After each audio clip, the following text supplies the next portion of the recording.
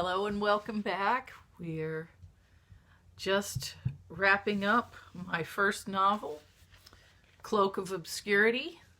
This is the second half of chapter 12, picking up about where we left off. Malcolm was quick with his hands. Before I could even blink, he drew a small leather knife, razor sharp, from his belt and flung it past me. I heard Lee cry out in pain. I heard my own voice raised in anger, and I saw Malcolm's body fly across the clearing to smash into a cluster of trees. I passed out. Something wet splashed my face. "Master Edward," someone wailed, "please don't be dead. Oh, please don't." I opened my eyes. Lee was kneeling over me, crying. "I'm all right," I said, though I felt very dizzy, then remembered what had happened. "You were hurt," I cried, sitting up and reaching out for her. It's just my arm," she said, gesturing towards it with her chin. Even in the dim light, I could see a large black stain spreading down her arm. "You're bleeding," I said. "Let me help." I conjured a light and reached into my bag for supplies, displacing a rather disgruntled rat. "How did you find me?" Lee asked. Her arms and legs were still bound. I drew my knife and cut the cords, then cut the sleeve from her wounded arm. "Believe it or not, I followed your rat." "Oh, I knew he'd bring you," Lee said. I didn't have the heart to tell her I thought it was an accident I'd ever come across the rat at all. Besides, I was concentrating on a spell. Once her arm had stopped bleeding, I covered the wound with dried herbs and wrapped it with the remains of her sleeve. "This'll do for now." How did you do all that?" Lee asked. "Do what? Stop the bleeding?" "No, make Malcolm think you were standing where you weren't, and whatever that was you did to him." I thought of Malcolm's limp form flying through the air and felt sick. Is he dead?" "I don't know," Lee said. "He's awfully still." I went over to where he lay in a tangled mass of briars. "He's still breathing," I said with a sigh of relief. "He's just out cold. Could you get me those ropes?" I talked to her while I bound Malcolm. "I fooled him with the same spells I used on the jailer the other day," I said. "I made an illusion of myself standing at the head of the path while I crept around him in my gray cloak. As far as I knocked him out, though, I honestly don't know. I've very rarely done anything of that sort before, and honestly, if you have to know, it really sort of frightens me." I tied Malcolm's wrists behind his back, his ankles together, and then his wrists to his ankles. "Well, that should hold him," I said, giving the rope a final tug. "Lee, can you stay here and watch him until the city guard come? They're likely to be out here looking for him at any moment, and before they do, I have something that I have to do." "I'll do anything you say, Master Edward," Lee said. "Thank you, Lee," I said. I picked up my cloak and handed Lee her rat. "Here, he'll keep you company." As opposed to my cat, who just opened the door and walked out.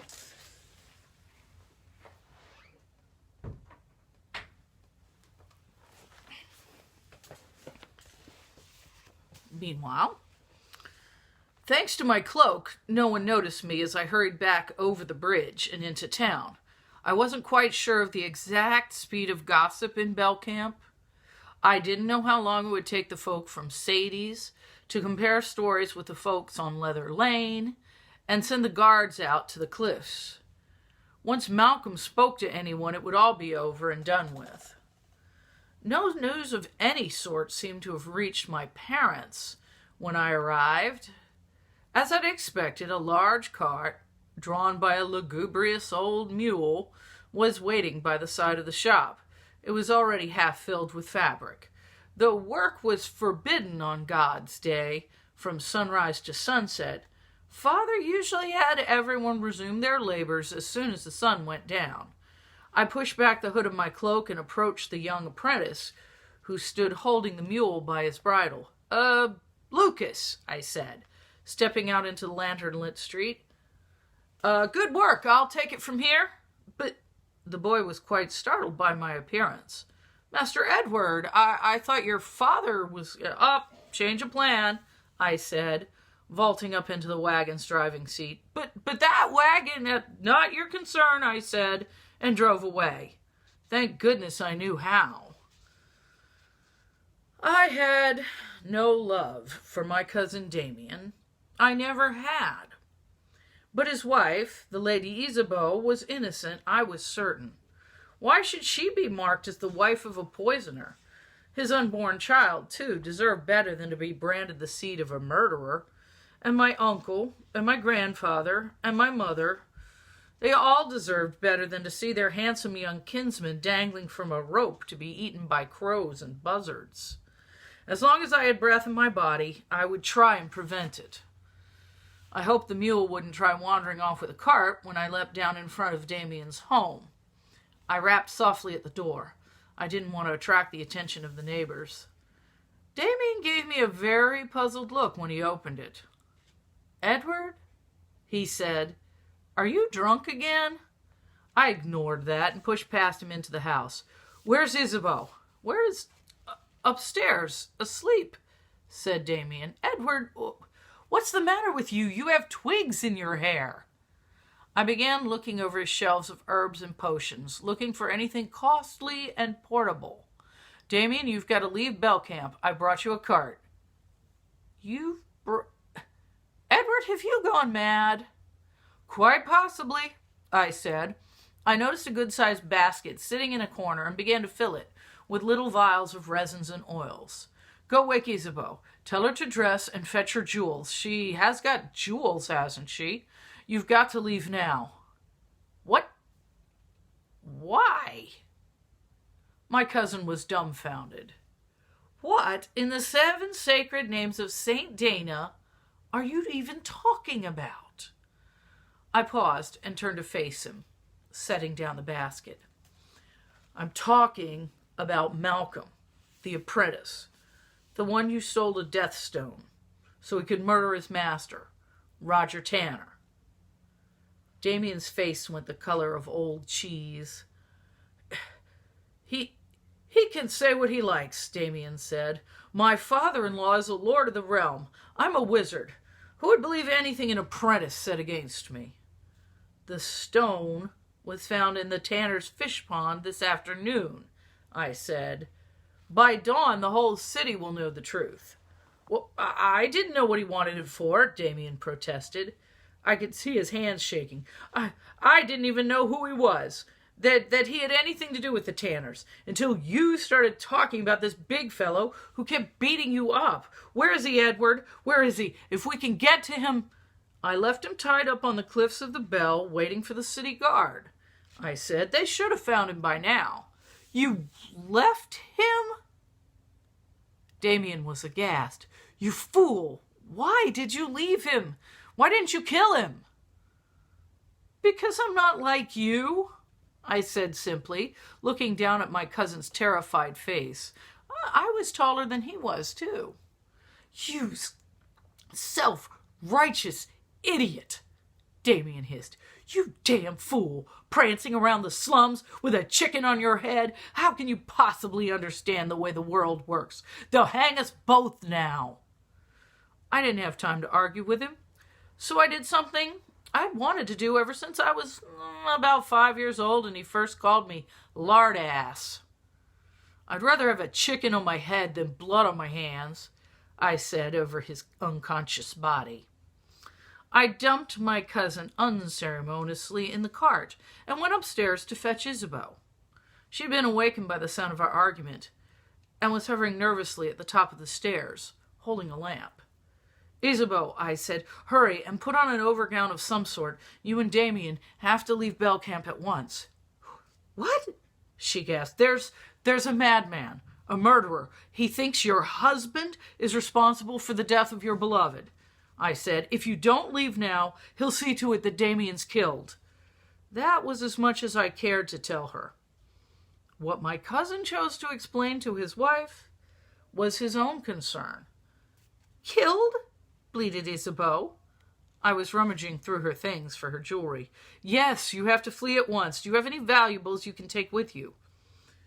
I caught her before she swooned, set the lamp aside, then carried her down to the cart and placed her beside her husband. I was much more gentle with her than I'd been with Damien. Not only did I consider her an innocent victim in all of this, but I didn't want to jostle the poor creature into a miscarriage. Once she was safely stowed, I went back into the house for a few of their things. It took 2 trips, but I brought out the lamp, a bag of magic oils, a casket of jewelry, an armful of clothes, a loaf of bread, a jug of wine, and a rope of sausages. If Damien hadn't been so hard-headed, he could have helped me. I rubbed my sore knuckles and hoped he liked sausage. Isabeau woke up as the cart started moving. Where am I? What are you thinking? She squealed. My father's a lord. I can't ride in a cart. Of course not, I soothed. That's why it's the perfect disguise. Your husband's enemy will never think to look for you here. My husband? She noticed Damien, lying quietly beside her. What's wrong with him? He's hurt. He hit his head, I said, which wasn't exactly true, but would do for the moment. Now get down, cover yourself with the fabric, and be quiet until we get out of the city. Thank St. Gabriel she had enough sense to obey me. I decided to take them out to the west gate. If they wanted to leave the kingdom, they'd probably have to head north. But I figured the north gate would be swarming with guards by this time. I got an impressive amount of speed out of the mule, and the gate guards didn't seem too surprised to see us.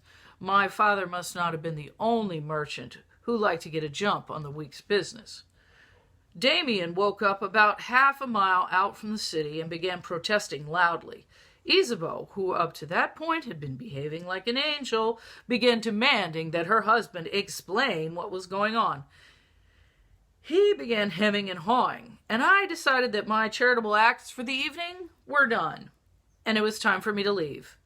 I leapt from the cart, tossing Damien my cloak of obscurity as a parting gift. Wear that, I said. It'll keep you from being recognized. Damien was not especially grateful. As I began trotting back towards town, he called out after me, You damn fool! Don't think they won't hang you too. I was certain he was right, of course. After all, I had just helped a known poisoner escape the king's justice.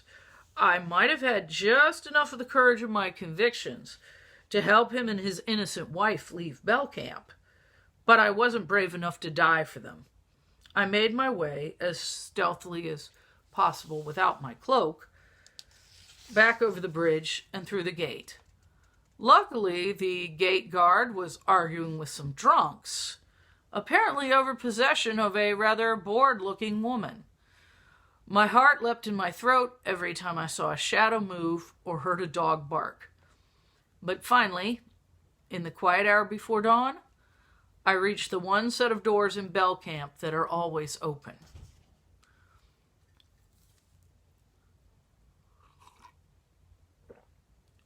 When Mother Lillian came to the altar of St. Morgana at daybreak to replace the candles, she found me sprawled out asleep on the altar steps. What in the world, she said, prodding me awake. Please, young man, don't tell me you've been drinking. No, Mother, I said. No, I haven't. Please, let me explain. I told her everything. So, let me see if I understand, Mother Lillian said when I had finished my story. You helped this cousin of yours escape, even though you must, you are now involved in his crime. Yes, ma'am. Then why did you do it? She asked. I paused for only a moment. Because I hate my cousin, I said. What? She raised one white eyebrow. I hate Damien, I said. So, don't you see, I can't pass judgment on his life. I don't have the right. Oh, she said. Well, what do you expect me to do about all of this? Please, Reverend Mother Lillian, I began. Mother will do. It's easier. Mother, I seek sanctuary. My life is forfeit to the king, unless you choose to spare me. I went to my knees. I will serve here in any way I can. Yes, yes, she said, waving her hand at me. You're not a poisoner or a murderer. You can stay here as long as you like. Let me have Sister Violet find you some breakfast, and then we'll see if we can't put you to work. I spent the next 4 days quietly toiling in the temple herb gardens of St. Tanis the Healer, clad in the moss-green robes of her order. I resigned myself to spending the rest of my life there, although every time I heard a pair of feet approaching, I assumed it was someone come to drag me off before the king. Next to the gardens were the bakeries of St. Cyprian. I ate a lot of their fresh bread in an effort to calm my nerves. One morning, as I was on my hands and knees plucking weeds from a bed of rosemary, I heard a familiar voice in the nearby cloister. Mother, it said, my name is Wahelia Leia. You might remember... Oh, I remember who you are, child, Mother Lillian said. Why are you here? I'm looking for my friend, she said. Master Edward Redmage. He's been missing for 4 days. His family is very, very worried. They believe he left Belcamp, but I think he might have come here. Have you seen him? You ought to remember him. He's very tall, with auburn hair and broad shoulders. Oh, he's here all right, said Mother Lillian. His family's looking for him, you say. You ought to take him home to them while you can still get him through the doors. He's been doing nothing but eat since he got here. Oh, he just does that when he's upset, Lee said, brazenly lying to a priestess in my defense. He's a very good man. He saved my life. Yes, I think he may have told me something about that. While they were talking, I crept around to the nearest garden gate. I think a pair of sisters saw me and thought I was quite insane. I wanted to walk down to the cloister and happened to encounter Lee and Mother Lillian without their knowing I had been eavesdropping, and I had meant to walk up to them in a quiet, dignified manner, as was appropriate for the setting. But the moment Lee caught sight of me, she threw herself at me, squealing, "Oh, Edward!" and squeezed me in a ferocious embrace. "Ooh," was all I could say. Was, as near as I can recall, what Mother Lillian said. Lee released me and stepped back primly, tucking her hands behind her back. I patted her head. "Affectionate child," I said, to a group of brothers who were looking at me as if I might suddenly sprout bat wings and fly away. This young person, Mother Lillian said, has informed me that your family is eagerly awaiting your return. But, I began. But what? Said Mother Lillian. But nothing, I assure you. If the king had any designs on your life, he would have come searching for you by now, or at the very least, I would have heard that he was searching for you elsewhere. I've heard nothing. Obviously, the king has no quarrel with you. Now go. But Mother Lillian, I said, you know what I did? Yes, I do, she said. You took pity on a greedy, misguided young man and gave him a chance to repent his sins before he condemns himself to damnation. Now, go home, and you can send our robe back to us later. I knew better than to ask her for my own clothes back. How did you know I was here? I asked Lee as we left the temple. Well, where else could you be? She said. No one had seen you anywhere else, and even I know criminals come to the temple for sanctuary. Not that you're a criminal, but the way you're always blaming yourself for something, I figured you'd think you were. I looked around me to see if anyone might be listening to us. Why didn't the king's men come after me? You didn't do anything wrong, Lee said. I helped Damien escape, I said. Well, yes, but the king doesn't know about Damien. What? The king doesn't know. Oh, he may suspect. Sure, because Damien's disappeared, but he doesn't know. Malcolm didn't say anything. He didn't? I found that hard to believe. What happened to him anyway? I mean, after I left. Well, when the city guards arrived, they untied his feet so they wouldn't have to carry him back to the city. And then he fought them, and then he got away and threw himself over the cliff. The tide was out. I think I heard him hit a rock. Ugh. I'm sorry you had to be there, I said. But you had to save your cousin, Lee said. Not that he deserved it, but I know you wouldn't have been able to live with yourself if you hadn't. Anyway, your family's pretty much figured out what must have happened, but they're keeping quiet about it. They think I'm with Damien? Most of them, yes, said Lee. Welcome back. My assistant has returned.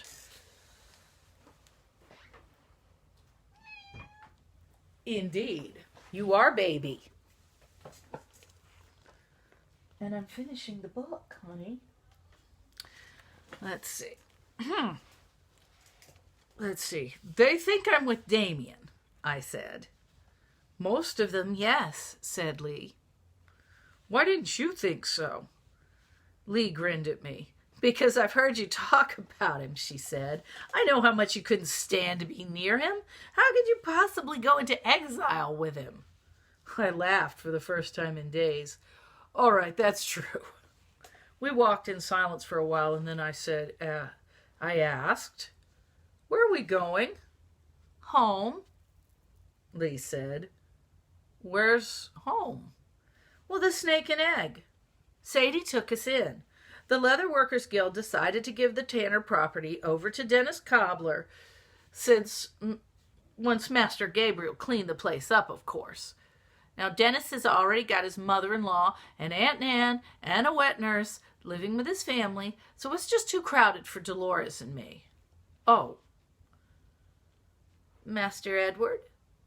Lee said shyly, peeping up at me from under the shaggy fringe of her hair. Can I ask you something? Certainly. Did you hear anything Malcolm said? I mean to me. I mean before he knew you were there. When you were sneaking around him. Huh. Oh, already forgotten, I reassured the girl. Malcolm had a nasty, suspicious mind, and you shouldn't have listened to him. I'm sorry that he insulted your honor. I won't breathe a word of it, I promise. Oh, she said. A few minutes later, she said, Master Edward, do you remember the time you gave me a card reading? Yes, I do, I said. I've actually been thinking about it a lot lately. At the time, I thought you were in love with Allison. With Allison?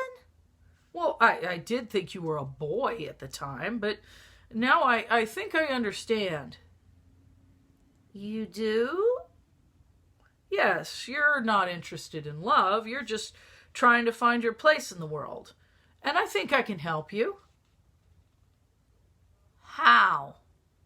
For some reason, Lee seemed rather doubtful. Remember how I told you I wanted to show some of your drawings off to my grandfather? Now, assuming he's willing to speak to me, I'm sure he will be. You saved his grandson and you risked hanging to do it. Oh, please, you make me sound like a hero, I protested. Anyway, if he's willing to look at your work, I'm sure he'll be impressed with it. And I'm almost sure he'll be willing to give you a job in his scriptorium. He controls the bookmaking guild. Heck, he pretty much is the guild. So if he wants to hire you, not even the king can tell him no. But where would I live? Lee asked, still sounding a bit skeptical. Well, you could live at the scriptorium, I said, with his other workers and his family. With your relatives? She asked. I nodded. Yes, my sister Gwen and her husband both work for him. You'd live with them. Lee was silent for just a moment. I think I'd like that, she said. No one was talking openly about what happened among the Tanners, or how it related to the mysterious disappearance of a young wizard and his wife. But I think in time the whole city knew. 2 days after I returned to Sadie's, I was summoned up to the castle to speak with Master Gabriel. Of course, I told him the entire truth. He nodded, said, a lot, and let me go. My grandfather was more than pleased to take Lee on as an apprentice. I think he figured that he owed me for saving Damien from himself.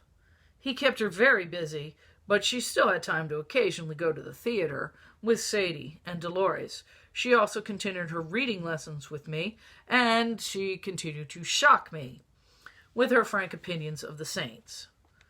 I myself accompanied Lee to a few elven religious rites, and she came with me to the temple for the observance of the festival of Saint Cyprian, and remembering a few choice words she'd had for me in the past, I managed to stay sober for an entire week. I did, however, eat my way from one end of Bell Camp to the other. After all, I figured a man deserves at least one vice, and I have absolutely no luck with women. And in answer to the 2 most popular questions asked of people upon finishing this book, 1, yes, there will be a sequel. In fact, there are several sequels. But second question, sorry, you'll have to read them to find out if Eddie ever stops being such a putz. Thanks for listening.